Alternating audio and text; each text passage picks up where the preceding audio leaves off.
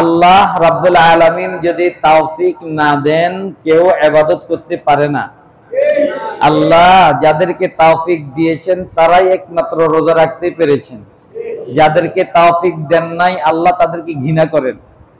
যাদেরকে আল্লাহ কি দেন নাই, রোজা রাখার তৌফিক দেন নাই, নামাজ পড়ার তৌফিক দেন নাই, এর অর্থ হলো আল্লাহ তাদেরকে কি করেন, ঘৃণা করেন। আল্লাহ তাদেরকে আপন বান্দা হিসাবে গণ্য করেন না। যারা ইবাদত করেন আল্লাহ তাদেরকে আপন হিসাবে গণ্য করেন। আলহামদুলিল্লাহ। বিশেষ করে যারা রোজা রাখেন এদেরকে তো আল্লাহ নিজের পরিবারের সদস্য বলেছেন। সুবহানাল্লাহ। আল্লাহ কি বলেছেন, আস-সাইমু লি, আস-সাওমু লি ওয়া আনা আজিজিবি ওয়া আনা উজিজাবি। রাসূল সাল্লাল্লাহু আলাইহি ওয়াসাল্লাম বলেন হাদিসে কুদসি, আল্লাহ নিজেই বলেন রোজা আমার জন্য আর রোজার প্রতিদান আমি আল্লাহ নিজে দেব। অথবা অথবা অথবা অথবা কিয়ামতের ময়দানে রোজার প্রতিদান আমি আল্লাহ নিজে হয়ে যাব। আর আশ্চর্যের বিষয়, রাসূল বলেন কিয়ামতের ময়দানে আল্লাহ রাব্বুল আলামিন জান্নাতের যে গেটগুলো রাখছেন, একটা গেটের নাম কি, রায়্যান, রায়্যান গেট। এই রায়্যান গেটে শুধুমাত্র কেবলমাত্র কারা প্রবেশ করবে? কিয়ামতের ময়দানে আল্লাহ ডাক দিবেন, ও আমার রোজাদার বান্দারা, কই তোমরা, কই তোমরা, উঠো আসো, রায়্যান দরজা দিয়ে প্রবেশ করো, তোমাদের আমলনামা মাফ হবে না, তোমাদেরকে বিনা হিসাবে জান্নাত দিয়ে দেব। আশ্চর্য একটা আমল, সেটা হলো রমজান, সেটা হলো রোজা।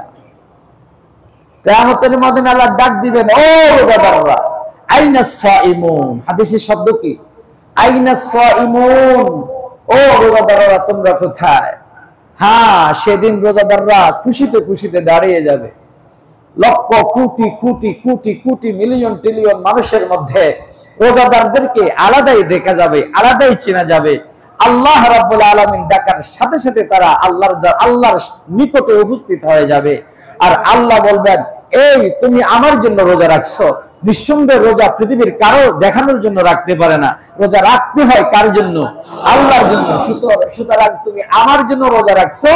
আজকে আমি দুনিয়া থাকা অবস্থায় তোমাদেরকে ঘোষণা দিয়েছিলাম রোজার প্রতিদান আমি আল্লাহ নিজেই, আমি নিজে যেহেতু প্রতিদান, আমার প্রতিদান হলো তোমার কোনো হিসাব নেব না, এই রায়্যান গেট দিয়ে জান্নাতে প্রবেশ করো।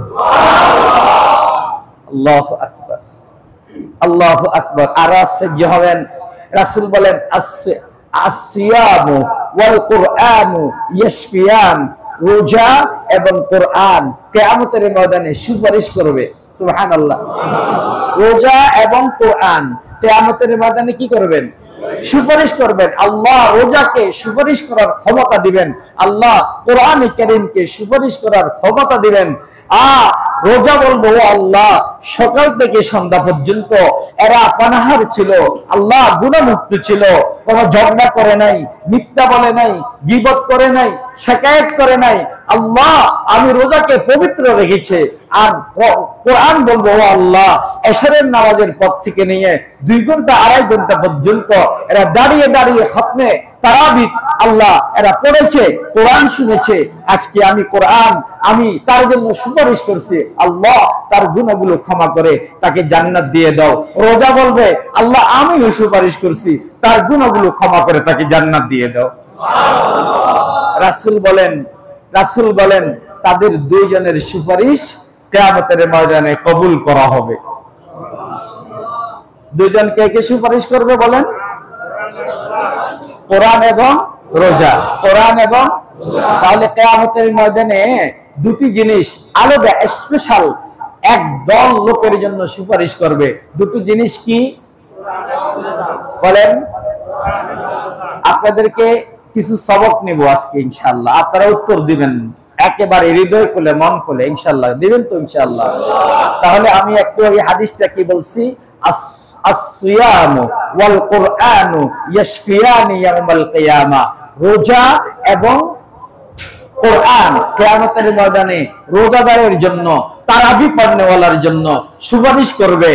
আর তাদের সুপারিশ কবুল হবে। তারা কি সুপারিশ করবে? রোজা বলবে আল্লাহ সকাল থেকে সন্ধ্যা পর্যন্ত সমস্ত গুনাহ মুক্ত থেকে, শিরিক মুক্ত থেকে, ঝগড়া মুক্ত থেকে, পানাহার মুক্ত থেকে, হালাল যেটা তোমার জিনিস ছিল সেটাও সেই হারাম করে দিয়েছে নিজের জন্য, হারামটা তো হারামই করে দিয়েছে। আল্লাহ এত কষ্ট করে এই রৌদ্রের মধ্যে পিপাসা ধরেছে, কত সহজ ছিল তার জন্য রোজা ভাঙ্গার, কত কারণ ছিল রোজা ভাঙ্গার, তারপরে তোমার বয়সে রোজা ভাঙ্গে নাই। আল্লাহ আজকে কিয়ামতের ময়দানে আমি আল্লাহ আমি রোজা তার পক্ষে সুপারিশ করছি, আল্লাহ তাকে বিনা হিসেবে জান্নাত দিয়ে দাও।